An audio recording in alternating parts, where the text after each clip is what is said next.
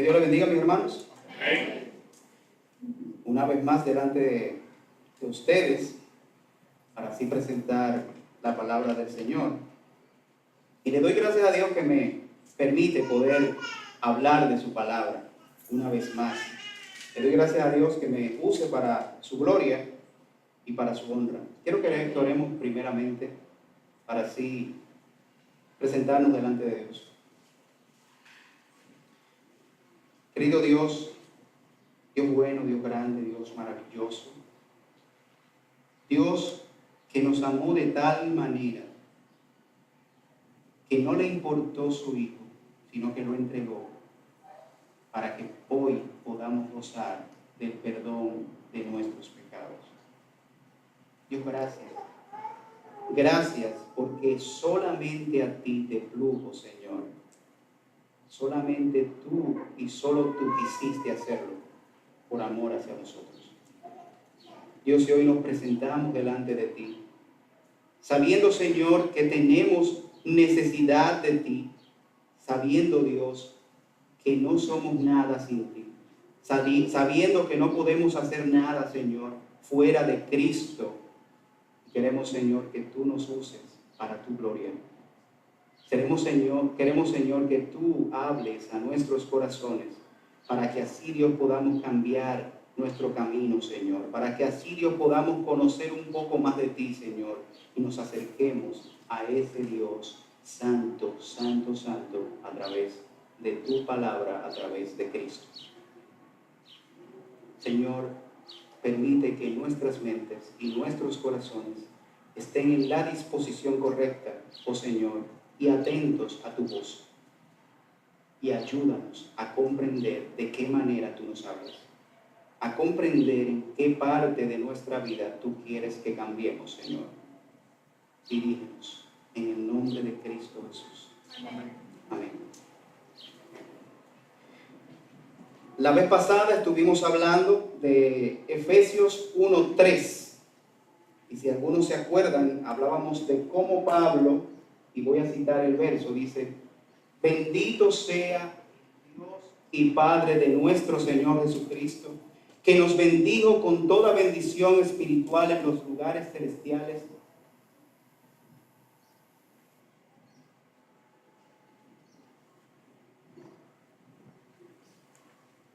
Problemas técnicos, pero aquí estamos. Okay. Bendito sea el Dios y Padre de nuestro Señor Jesucristo, que nos bendijo con toda bendición espiritual en los lugares celestiales en Cristo. Ese fue el verso que tratamos la vez pasada y veíamos cómo el apóstol Pablo estaba en el lugar donde estaba en una cárcel, y él estaba totalmente plasmado o pasmado, mirando al Señor Jesucristo, mirando las bendiciones a las cuales Dios nos había puesto, mirando las bendiciones que Dios había derramado en nosotros a través de Cristo y nos había puesto en los lugares celestiales para su gloria y de acuerdo a su voluntad. El apóstol Pablo no está escatimando la situación en la que él está. Él no está viendo lo que él está padeciendo. Y decíamos cómo la cárcel de esos tiempos era totalmente diferente a la que hoy nosotros vemos. La peor cárcel que quizás nos pudiéramos imaginar le queda muy corta a las cárceles de aquella época. Eran totalmente aterradoras, por así decirlo. Pero también eran lugares donde las personas vivían muy poco tiempo. No se podía vivir mucho tiempo en una cárcel en aquella época. Las enfermedades terminaban con la vida de las personas. Sin embargo, el apóstol Pablo está en aquel escenario y está visualizando esas bendiciones en las cuales Dios nos ha puesto, o esas bendiciones que Dios ha derramado en su pueblo a través de Cristo. Y Pablo dice: bendito sea el Dios y Padre de nuestro Señor Jesucristo.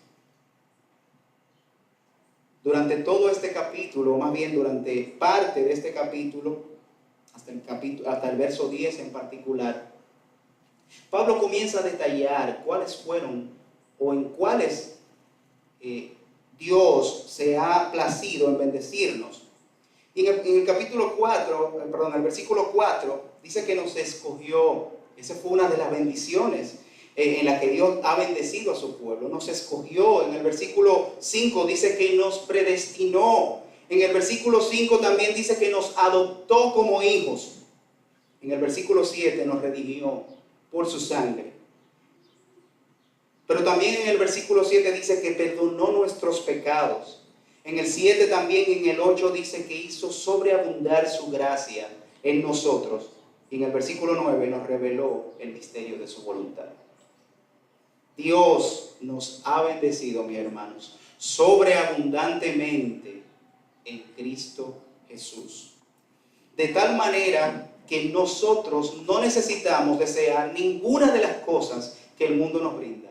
No necesitamos mirar las cosas que el mundo nos brinda. Cuando miramos las bendiciones en las cuales Dios nos ha bendecido, de la manera como Dios nos ha bendecido, cuando miramos el cielo como Dios nos lo ha dado por su gracia, por su bondad, por su amor, por su misericordia, entonces nosotros podemos decir, todo lo demás es basura, como dice el apóstol Pablo. Todo lo demás lo he considerado como basura por aquel que me amó y se entregó por mí.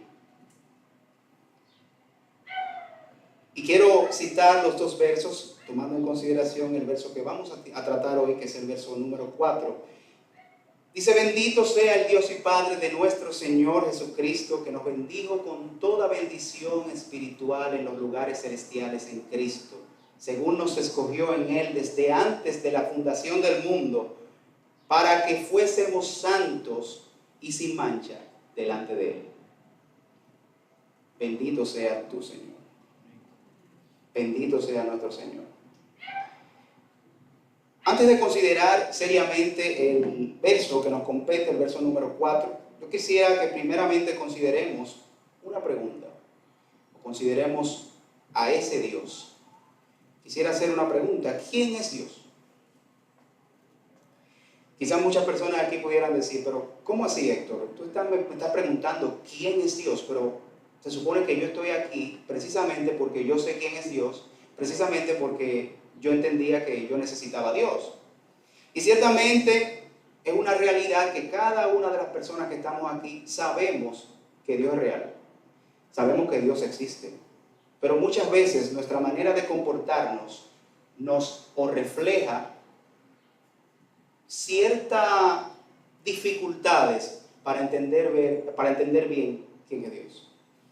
¿A qué me refiero? Muchas veces nos comportamos de maneras tales que lo que es Dios y lo que Él representa no queda bien claro en la mente de nosotros, pero también en la mente de las personas a las cuales nosotros, delante de las cuales nosotros nos estamos presentando. Yo quisiera hablar primeramente, ¿qué es Dios? ¿Quién es Dios? Y quiero dar una introducción. Dice: Dios es la perfección de todo, porque en Él todo es perfecto y puro. Y aquí en particular, mi hermano, me gustaría citar algo que dice la Confesión de Fe Bautista de 1689. La Confesión de Fe Bautista, quiero hacer un paréntesis aquí. La Confesión de Fe Bautista no es el libro al cual nosotros debemos de obedecer. Es la Biblia. Es la Biblia nuestro libro de obra, de fe y conducta. Sin embargo, la Confesión de Fe Bautista es un libro que nos muestra las doctrinas bíblicas de manera sistemática, por lo cual pudiera ser bien un libro de consulta para nosotros entender algunas cosas o para poder aprender la doctrina bíblica correctamente. Y voy a citar esta parte que se encuentra en el capítulo 2 de la Confesión Bautista, que se llama Dios y de la Santa Trinidad. No hay sino un solo Dios, el único viviente y verdadero. Existe por sí mismo y es infinito en su ser y perfecciones. Su esencia no puede ser comprendida. Él es espíritu purísimo, invisible, sin cuerpo, miembros o pasiones. Solo Él posee inmortalidad y habita en luz inaccesible, quien es inmutable, inmenso, eterno, incomprensible, todopoderoso e infinito. Es santo, sabio, libre, absoluto, que hace todas las cosas según el consejo de su propia voluntad, la cual es inmutable y justísima, y para su propia gloria. También Dios es amoroso, benigno, misericordioso, longánimo, abundante en bondad y en verdad, perdonando toda iniquidad, transgresión y pecado, galardonador de los que le buscan con diligencia y sobre todo muy justo y terrible en sus juicios, que odia todo pecado y que de ninguna manera dará por inocente al culpable. Mis hermanos, ese es nuestro Dios. Ese es nuestro Dios. Y aquí en cada una de las partes que les he citado, que les he hablado, está fundamentado en varios versos bíblicos. Quizás los que han tenido la oportunidad de poder leer la confesión del Juan Bautista, se van a dar cuenta que cuando Dios dice, cuando en la confesión dice, existe por sí mismo, te da inmediatamente versos donde dice en la Biblia por qué ellos dijeron eso. Cuando dice que es el único viviente y verdadero, te busca una cita y te dice, mira, aquí es que lo dice la Biblia. Mi hermano, ese es nuestro Dios.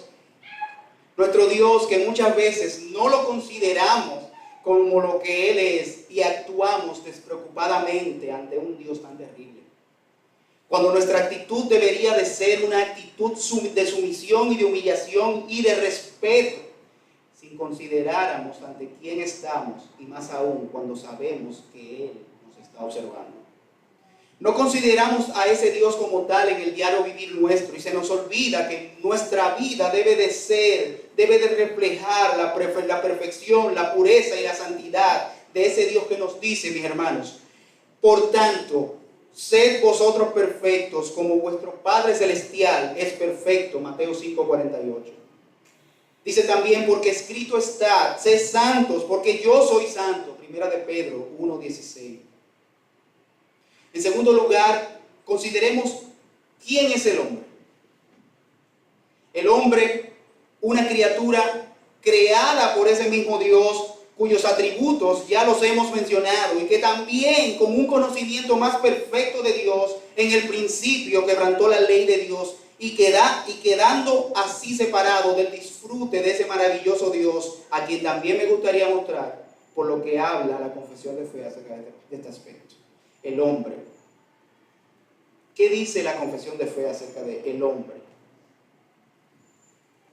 El hombre, según vino de la mano de Dios su creador, era perfecto y limpio. La ley justa que Dios le dio hablaba de vida y condicionada a su obediencia y amenazaba con muerte la desobediencia. La obediencia de Adán fue muy corta. Satanás usó la sutil serpiente para traer a Eva al pecado y entonces ella sedujo a Adán, quien sin ninguna fuerza de afuera libremente violó la ley bajo la cual habían sido creados y también el mandamiento de Dios de no comer del fruto prohibido. Plugo a Dios, conforme a su sabio y santo propósito, permitir que este pecado, proponiéndose ordenarlo para su propia gloria.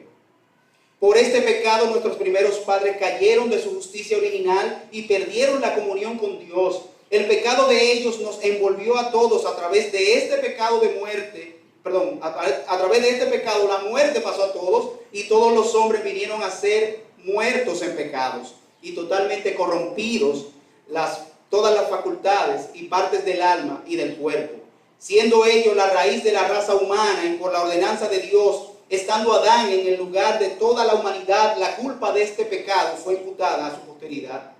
Y la naturaleza corrompida se transmitió a aquella que desciende de ellos, según la generación ordinaria.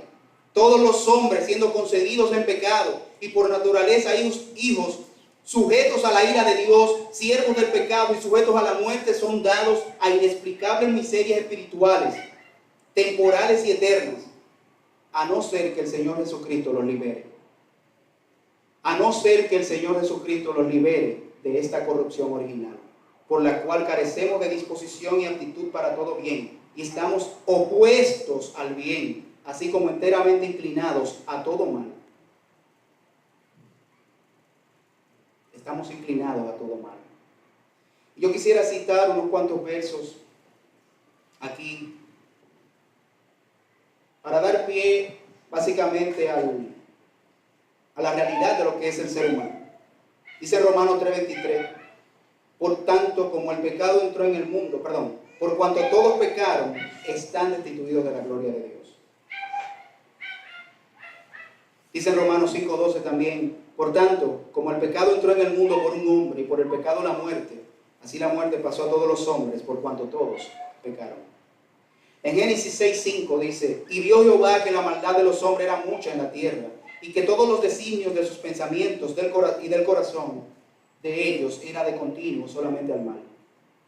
Dice Romanos 3 del 10 al 18, como está escrito, no hay justo ni aun uno, no hay quien entienda, no hay quien busque a Dios, todos se desviaron, a una se hicieron inútiles, no hay quien haga lo bueno, no hay ni siquiera uno. Sepulcro abierto es su garganta, con su lengua engañan, veneno de áspides hay debajo de sus labios, su boca está llena de maldición y de amargura, sus pies se apresuran para derramar sangre, quebranto y desventura hay en sus caminos, y no conocieron camino de paz. No hay temor de Dios delante de sus ojos. Ese es el hombre, mis hermanos. Eso somos nosotros. Eso somos nosotros. El ser humano está inmerso en una miseria espiritual enorme y sin precedentes. No hay manera alguna de que por sus propios esfuerzos pueda siquiera acercarse a Dios a una distancia de la constelación de las estrellas más distantes a nosotros. Hermano, el hombre no me puede acercar a Dios, ni siquiera a la galaxia más lejana de nosotros. Ni siquiera ahí puede acercarse a Dios. Estamos totalmente lejos de Dios. En este punto, y solo cuando entendemos la condición de Dios y la condición humana, es que podemos ver la necesidad urgente y rápida de la acción de alguien. Y es aquí donde entra la misericordia de Dios para con nosotros. Es aquí, solo aquí, donde el tema de la elección toma sentido. Ya nuestra actitud cambia. Ya veo que no es Dios quien está suplicándole a un ser humano que nunca podrá acercarse a Él, sino más bien que sus pasos cada día lo alejan más y más de Dios. Es aquí donde la necesidad de salvación se hace más profunda en nuestro ser. Y somos nosotros los que suplicamos con ansias, con una profunda necesidad de Dios, quien es el único que puede hacer algo por nosotros. A ese Dios nosotros le suplicamos, Señor, sálvanos.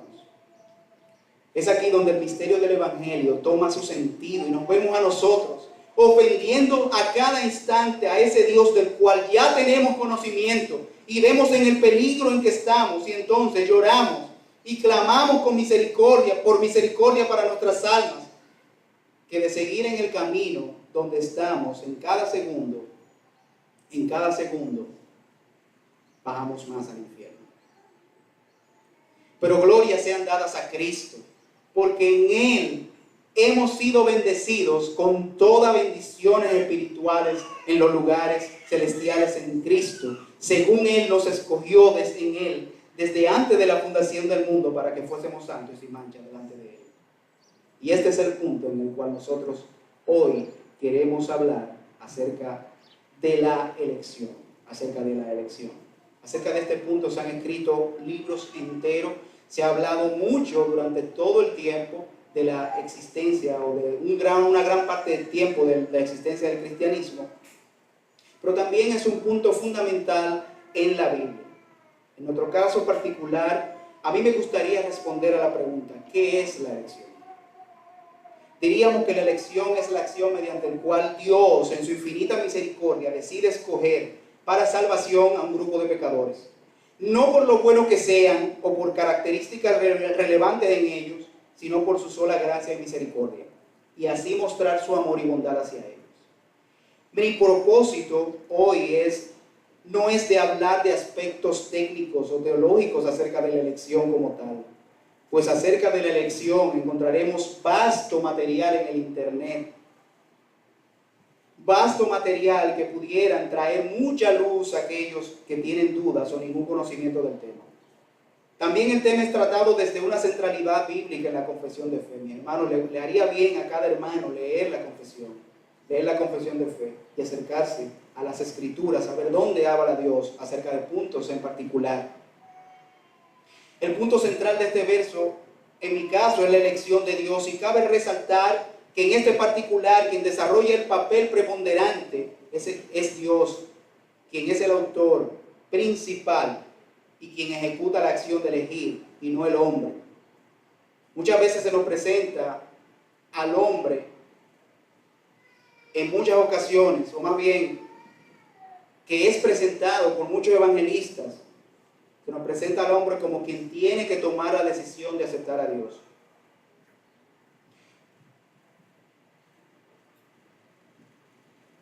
Y muchas veces se nos presenta al hombre como teniendo la libertad de elegir a Dios o no. Y esta acción muchas veces, o más bien en realidad lo que presenta es este escenario. Y les quiero mostrar este escenario. El hombre dice, yo no quiero aceptarte, Cristo.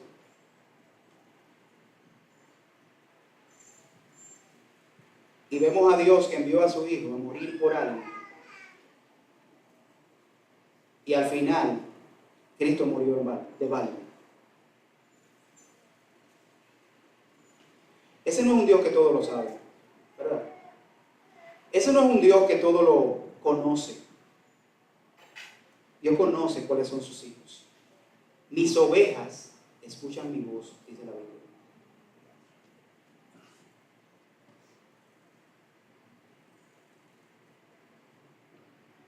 La Biblia ha sido muy enfática durante toda la historia de la Biblia acerca de este aspecto de la elección. Primeramente vemos cómo Dios llama a Noé. Dice en Génesis 6, del 5 al 8. Perdón, no es en Génesis 6. Dice en Génesis, y vio Jehová que la maldad de los hombres era mucha en la tierra. 5, 8. Y que todos los designios de los pensamientos del corazón de ellos era de continuo solamente al mal. Y se arrepintió Jehová de haber hecho al hombre en la tierra, y le dolió en su corazón. Y dijo Jehová, raeré de sobre la faz de la tierra a los hombres que he creado, desde el hombre hasta la bestia, y hasta el reptil y las aves del cielo, pues me arrepiento de haberlos hecho. Noé no halló gracia ante los ojos de Dios por alguna cosa que él haya hecho.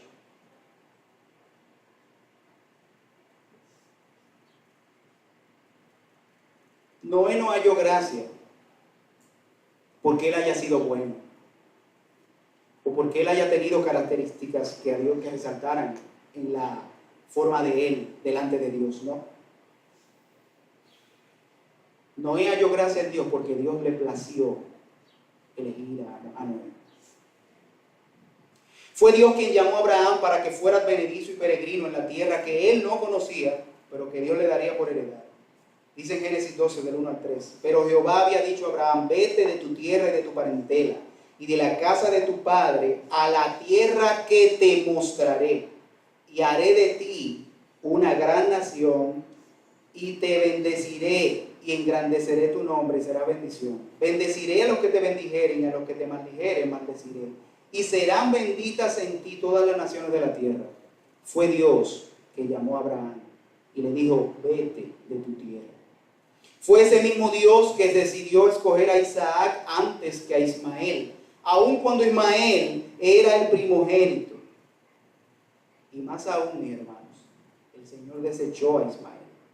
Dice en Génesis 21:12, entonces dijo Dios a Abraham, no te parezca grave a causa del muchacho y de tu sierva. En todo lo que te dijere Sara, oye su voz, porque en Isaac te será llamada descendencia. Dios escogió a Isaac. Fue Dios que escogió a Jacob antes que a Esaú. Y aun cuando ambos eran mellizos y Esaú era el primogénito, mis hermanos. Dice en Génesis 25, 22 al 23.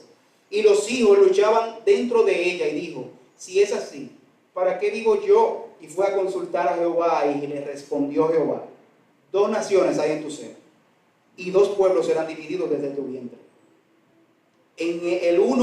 Un pueblo será más fuerte que el otro pueblo y el mayor servirá al menor. Fue Dios quien escogió a David antes que a sus hermanos, aun cuando a la vista del profeta era Eliab, el hermano mayor de David, que reunía todas las condiciones. Dice en 1 Samuel 16, 11 al 12. Entonces dijo Samuel a Isaí, ¿son estos todos tus hijos? Y él respondió, queda aún el menor que apacienta las ovejas. Y dijo Samuel a Isaí, envía por él para que nos sentemos a la mesa hasta que él venga aquí. Envió pues por él y le hizo entrar, y era rubio, hermoso de ojos y de buen parecer. Entonces Jehová dijo, levántate y úngelo, porque este es. Eso fue a David. Fue ese mismo Dios que escogió a 12 personas para que fueran sus testigos, y a uno de ellos era el que le entregaría. Dios lo escogió. Dice en Marcos 13, del 13 al 15. Después Jesús subió a un cerro y llamó a lo que le pareció bien. Una vez reunidos, eligió de entre ellos a 12 para que lo acompañaran y para mandarlos a anunciar el mensaje. A estos le dio los nombres de apóstoles y le dio autoridad para expulsar a los demonios. Fue Dios quien escogió al apóstol Pablo, el cual se sentía como abortivo, pero que cumplía fielmente con el mandamiento al cual Dios lo había llamado. Por último, se me apareció también a mí, dice en 1 Corintios 15, 8 al 10, que soy como un niño nacido anormalmente, abortivo, pues yo soy el menos importante de los apóstoles, y ni siquiera merezco llamarme apóstol, porque perseguía la iglesia de Dios, pero soy lo que soy porque Dios fue bueno conmigo.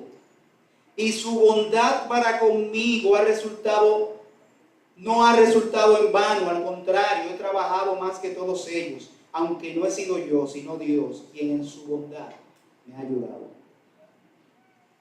A lo largo de la Biblia ha sido Dios quien en su gracia y misericordia ha decidido escoger las personas para que sean participantes de su obra en este mundo perdido. No somos nosotros los que decidimos ser parte del pueblo de Dios, del pueblo de un Dios tan santo y excelso como el nuestro. Y quizás esto sea algo que nos cruce por nuestra mente al pensar que el día que aceptamos a Cristo lo hicimos de pura voluntad humana y tomando una elección tan trascendente, aun cuando nuestro estado no era el adecuado, o más bien no estábamos capacitados para aceptar tan importante proposición. Dice en Efesios 2, del 1 al 5, antes ustedes estaban muertos a causa de la maldad y pecados en que vivían, pues seguían los criterios de este mundo y hacían la voluntad de aquel espíritu que dominaba el aire y que anima a los que desobedecen a Dios. De esa manera vivíamos todos nosotros en otro tiempo, siguiendo nuestros malos deseos y cumpliendo los caprichos de nuestra naturaleza pecadora y de nuestros pensamientos. A causa de eso merecíamos con toda razón el terrible castigo de Dios, igual que los demás. Pero Dios es tan misericordioso y nos amó con un amor tan grande que nos dio vida juntamente con Cristo cuando todavía estábamos muertos a causa de nuestros pecados.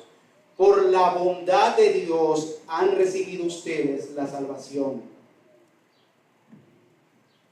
Por la bondad de Dios han recibido ustedes la salvación. Por la bondad de Dios hemos recibido nosotros la salvación.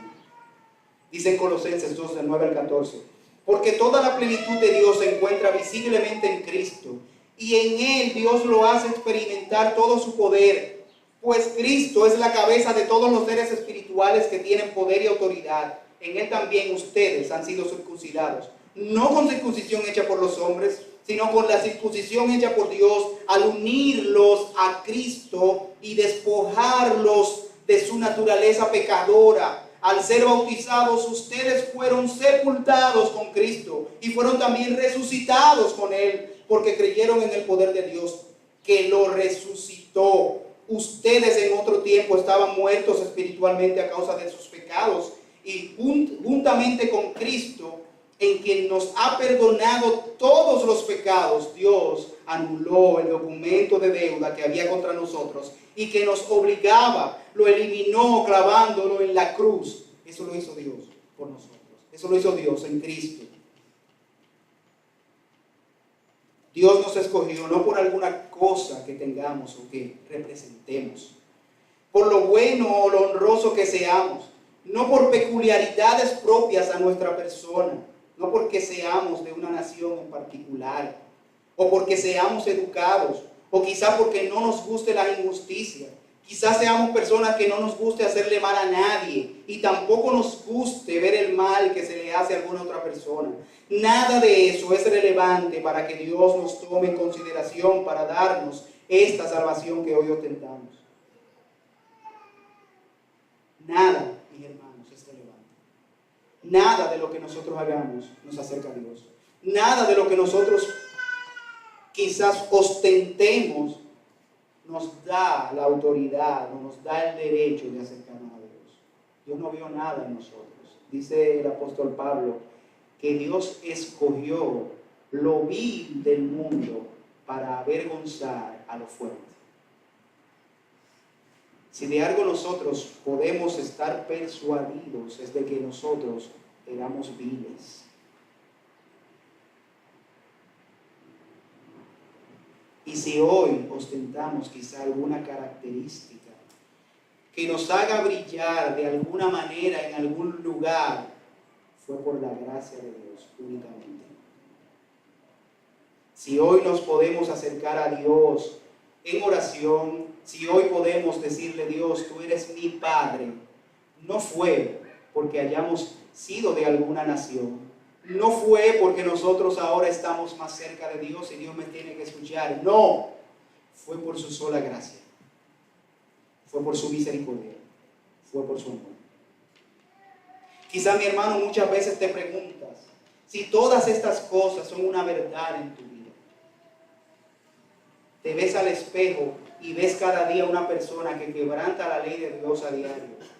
Y tu corazón se entristece deseando que haya un cambio en tu corazón. Que Dios encarrile tu vida. Te sientes que el Espíritu Santo no está en ti. Porque tú te preguntas, ¿qué tienes que ver? ¿Qué tiene que ver la luz con las tinieblas? Te sientes tan frustrado luchando una batalla que aparenta estar luchándola solo. Tratando de por lo menos disfrutar una pizca del gozo de estar al lado de un Dios santo, santo, santo. Pero cada día es una batalla más que pierdes. Y la duda se apodera cada día de ti y cada día te sientes más débil. A veces uno que otro sermón te alienta y sientes levantarte. Y puedes disfrutar del gozo de la salvación de Dios. Pero las luchas vuelven y te arropan y sinceramente quieres vivir una vida piadosa. Quieres amar a Dios como Él lo exige, pero sientes que tú no perteneces al pueblo de Dios. Cada día tu pecado se te estruja en la cara y no puedes más que llorar y pedirle a Dios que te perdone y que de alguna manera te haga partícipe de su obra, que te haga parte de su pueblo. Sientes que no tienes fuerzas para luchar. Sientes que Dios ha escogido a otros, pero que tú solo has sido el producto de una emoción que experimentaste un día. Una emoción que experimentaste un día, pero que no trascendió más allá.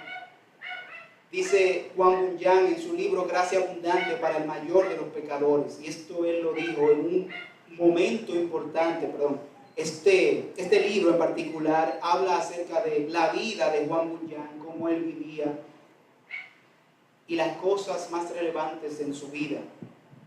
Es un libro que sería bueno que todos lo leamos. Gracia abundante para el mayor de los pecadores. Este relato se lo voy a contar porque fue uno de gran importancia en la vida de Juan Bunyan. Dice: y ahora me apenaba el que Dios me hubiera hecho, porque temía que había sido echado y contado entre los no convertidos, la más triste de todas las criaturas. No pensaba que me fuera posible nunca tener bastante bondad en el corazón, ni aún agradecer a Dios que me hubiera hecho un hombre, aunque sabía que un hombre es más noble que todas las criaturas, pues el pecado lo ha hecho la más baja. Hubiera estado contento siendo una de las bestias, aves y peces, porque no tenían una naturaleza pecaminosa y no estaba sometido a la ira de Dios, por lo que nunca irían al fuego del infierno de la muerte.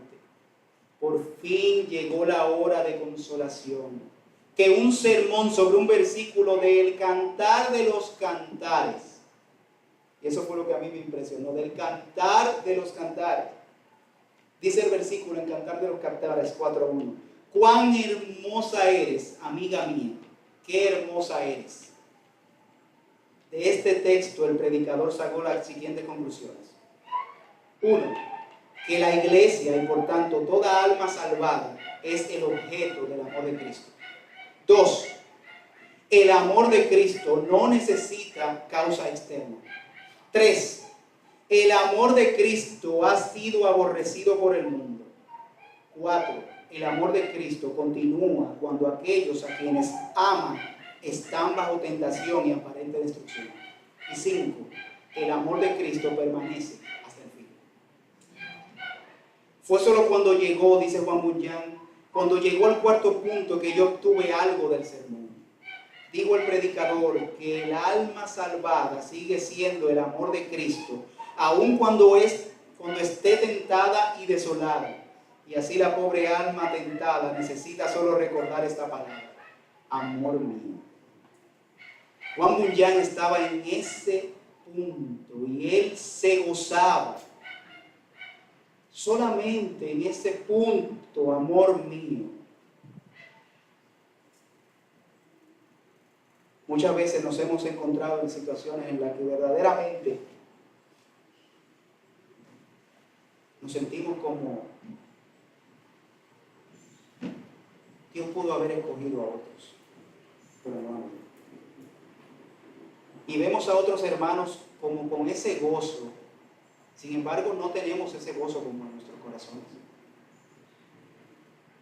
Y este predicador, que yo no solamente pude ver los puntos que él trató, este predicador, cuando se expresaba, Juan Bunyan decía: cuando lleguen esos momentos, tú lo único que tienes que hacer es acordarte de esa palabra: amor mío. Nosotros somos el objeto del amor de Cristo. Esto está en la página 16 del libro Gracia Abundante para el Mayor de los Pecadores, de Juan Bunyan. Mi hermano, ¿te has sentido en alguna ocasión como el más vil de todos los pecadores? ¿Has sentido que simplemente Dios no puede aceptarte porque no representa su santidad?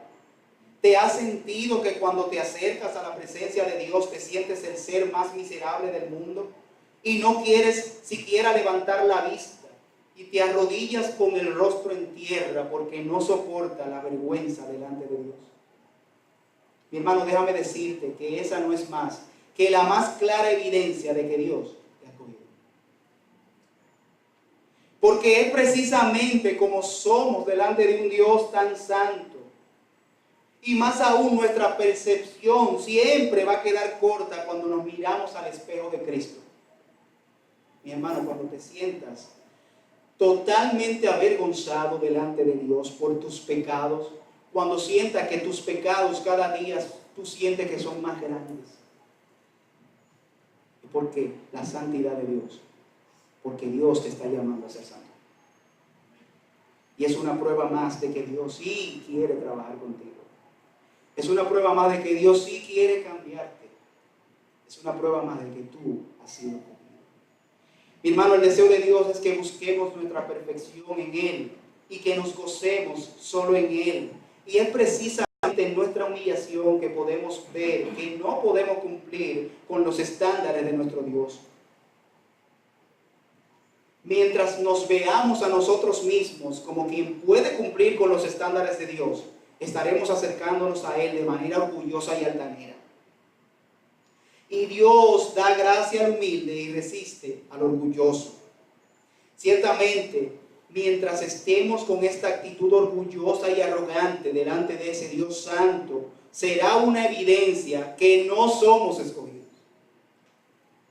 Pero cuando nos sentimos viles e imperfectos, cuando estamos en la presencia de Dios, esto es una prueba contundente de que Dios nos ha escogido y que por tanto ha cambiado nuestro corazón de piedra por un corazón de carne. Dios, nuestro Salvador, es además nuestro sustentador y decidió de pura gracia escogernos con un propósito. Dice en el verso 4 de Efesios 1:4: según nos escogió en Él antes de la fundación del mundo, para que fuésemos santos y sin mancha delante de Él. No hay manera de que Dios pueda cambiarnos sin antes no nos muestra por su Espíritu lo que realmente hay en nuestro corazón. Y esto, mis hermanos, es muy importante de varias razones. En primer lugar, esto nos desenmascara delante de nosotros mismos y nos muestra lo que verdaderamente hay escondido en los escondrijos de nuestro corazón, para hacernos ver las cosas que no son, para hacernos ver que las cosas no son como las veíamos o como las creíamos. Y todo esto al punto que nosotros luego dejamos de confiar en nuestro corazón, sabiendo que éste nos puede engañar y de la más vil manera. Cuando entendemos la santidad de Dios, cuando entendemos lo pecador que somos, cuando entendemos de que Dios en su pura gracia y de acuerdo a su voluntad nos escogió, inmediatamente nuestro corazón queda al descubierto. En segundo lugar, nos hace más dependientes de Dios al mostrarnos que no hay nada que podamos hacer para cambiar esa realidad. Y es aquí cuando nuestro orgullo se va al piso y tenemos necesariamente que rogar al Padre por salvación. Una vez que comprendemos que fue Dios que decidió escogernos, que fue de Dios que surgió la idea, que todo el plan fue Dios que lo orquestó, inmediatamente ese orgullo de que, bueno, yo te voy a aceptar a ti porque yo quiero que tú me sanes, se cae. Y entonces vemos que nosotros desesperadamente necesitamos a Dios. Y vemos que nuestra situación de pecado es brutal. Y vemos que estamos totalmente alejados de Dios. Pero cuando entonces comprendemos que fue Dios que quiso aceptarnos a nosotros, que fue Dios que quiso elegirnos, es ahí, mis hermanos, donde nosotros vemos la realidad de una manera diferente. Y le rogamos a Dios, Señor, Señor, sálvame, Señor, sálvame. En tercer lugar, nos ayuda a esforzarnos a vivir una vida piadosa que redunde en gloria para ese Dios que no consideró nuestra situación para perdonarnos, sino que derramó su gracia en nosotros por el amor con que Cristo nos amó. Cuando comprendemos que nosotros no valíamos nada y que Dios decidió darnos valor en Cristo, entonces nosotros comprendemos que nuestra vida debe reflejar la bondad, la misericordia de ese Dios santo, que debemos reflejar al mundo de que debemos de ser santos, que debemos de ser perfectos, porque Él es perfecto. Amén. En cuarto lugar, nos ayuda a alentar a otros acerca del Evangelio de salvación y a mostrarle al mundo lo errado que está en sus caminos.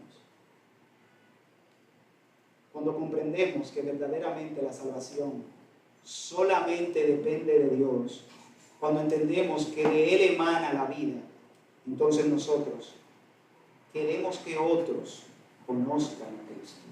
Queremos que otros también tengan la oportunidad que tuvimos nosotros de acercarnos a Dios. Dios desea que su pueblo escogido le busque, se rinda a Él, sienta por Él, viva por Él. No solamente que nos reunamos y que disfrutemos de unas horas de su presencia y de su exhortación, no.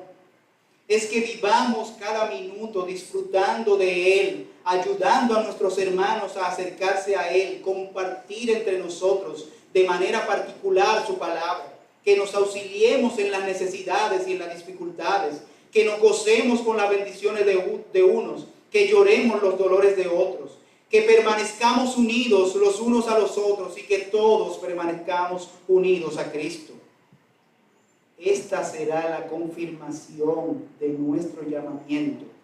Esta será la certeza de que Dios está trabajando en nosotros y que Dios nos está cambiando de que Dios nos está guiando.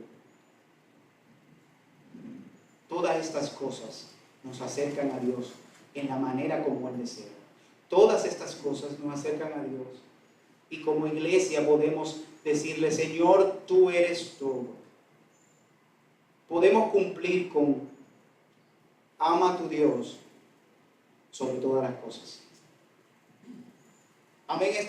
Hermanos, estas cosas nos van a motivar a nosotros a amar a nuestros hermanos. Y esa gracia que nosotros veamos en nuestro corazón, esa gracia que Dios derramó en Cristo en nosotros, la vamos a poder disfrutar cuando nosotros compartamos esa gracia con nuestros hermanos. Pero también cuando compartamos esa gracia con las personas que no conocen a Cristo. Eso nos debe de alentar a acercarnos más y más a Dios. Mirar a nuestro hermano cuando padece necesidad y ayudarle. Dios nos lo dio todo. Dios nos lo dio todo. Querido amigo que hoy nos visitas y que quizás por tu mente han pasado algunas inquietudes acerca de Dios, acerca de este Dios que nosotros predicamos. Quiero que sepas que bien tú pudieras ser uno de los escogidos de Dios. Si sientes en tu ser una inquietud acerca de este Dios, si sientes preguntas, si tienes preguntas en las que piensas en ocasiones acerca de este camino, quiero que sepas que puede que Dios te esté hablando y aún no lo hayas notado. Esas dudas acerca de ser parte de una iglesia o no es más que la advertencia de que Dios quiere trabajar en tu corazón. Y quiero que sepas que sin importar lo duro que pongas tu corazón, si Él te escogió, en algún momento caerás en sus manos. Y créeme, ya sea de buena gana o de mala gana, tendrás que aceptarlo. Y de eso tenemos mucha evidencia. Tenemos mucha evidencia en estos caminos. Dice en Hebreos 3:15, entre tanto que se dice, si oyeres hoy su voz, no endurezcas vuestros corazones como en la provocación. Mi querido amigo, el único que puede sacar beneficio de todo esto eres tú. Porque nada le aprovecha a Dios que tú seas justo. Dice en Job 22, 2 al 3. ¿Traerá el hombre provecho a Dios? Al contrario, para sí mismo es provechoso el hombre sabio. ¿Tiene contentamiento el omnipotente en que tú seas justificado? ¿O provecho que tú hagas perfecto tus caminos? Mi amigo, hoy Dios te llama a ti. ¿Y tú qué piensas hacer? ¿Tú qué piensas si deberías o no buscar de Él? Y en las cosas que has de dejar o no. Quiero que sepas que Dios se desprendió de su Hijo para verle morir en la cruz por tus pecados. Así que nunca podrás comparar el sacrificio que Él hizo por ti. Y más aún, tus sacrificios no te llevarán a ningún lugar más que al infierno. Solo el sacrificio de Cristo te garantiza el cielo. Y solo cuando te rindas a Dios y des de luchar contra esa fuerza que te atrae hacia Dios, es cuando encontrarás la paz y la felicidad que solo están en Dios. Es ahí, mi querido amigo. Es ahí donde tú te vas a gozar. Y esos disfrutes que supuestamente el mundo da, tú lo vas a tener como basura. Y esos goces donde tú te gozas, tú lo vas a tener como basura. Y te vas a acercar a ese Dios santo. Y vas a disfrutar de ese Dios santo. Y te vas a gozar en ese Dios santo. Y tu vida va a ser diferente. Tu vida va a ser diferente. Amén. Vamos a orar, mis hermanos. Amantísimo Padre, Dios maravilloso, Dios bueno, gracias. Porque en Cristo, Señor, tú nos diste libertad. Porque en Cristo, Señor, tú nos hiciste lo que somos. Porque en Cristo nos escogiste, Señor, por pura gracia. Y no, Dios, por lo que nosotros seamos. Te doy la gloria, mi Señor. Te doy la gloria, mi Dios. Porque solamente a ti, Señor, es la gloria. Solamente tuya es. Solamente tú la mereces. Bendícenos y ayúdanos, Señor, a aplicar tu palabra en nuestras vidas. Oh Dios, y a poder compartir tu evangelio, Señor, con todo el mundo, para poder mostrar a Cristo, a ese Cristo que no escatimó su posición, que no escatimó ser igual a Dios, que no escatimó ser Dios, sino que se humilló hasta los sumos. Se humilló hasta los sumos. No solamente se hizo hombre, sino que dentro de los hombres se hizo el más pobre. Y no solamente murió, sino que dentro de las muertes, oh Dios, que había, Señor, la más vil, oh Dios, fue para mí. Ese Cristo, a ese Cristo sea la gloria. A ese Cristo sea la gloria. A ese Cristo sea la gloria. En el nombre de Cristo Jesús.